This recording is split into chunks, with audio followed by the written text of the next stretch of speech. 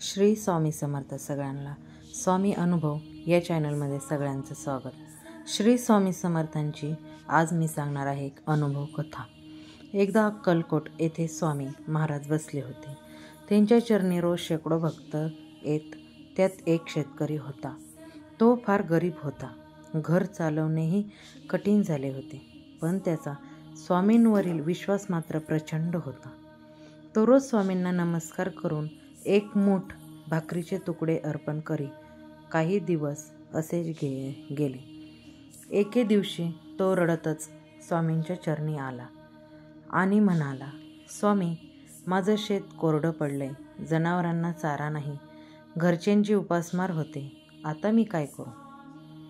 स्वामी महाराज त्याच्याकडे पाहून हसू लागले आणि म्हणाले, अरे, तू काळजी करू नकोस, उद्यापासून तुला सुख मिळेल। तो शेतकरी मनात विश्वास ठेवून गेला। दुसऱ्या दिवशीच त्याच्या गावात मुसळधार पाऊस झाला।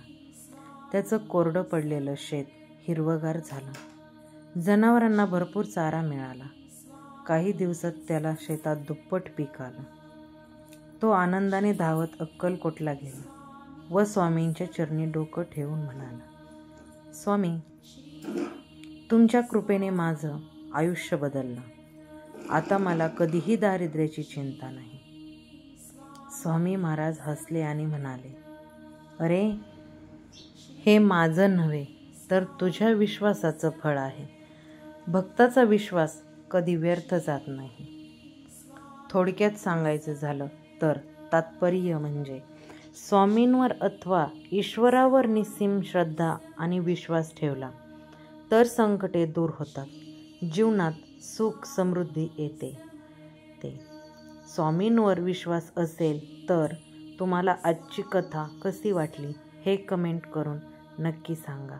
व्हिडिओ आवडला असेल तर please like, share and subscribe करा। धन्यवाद।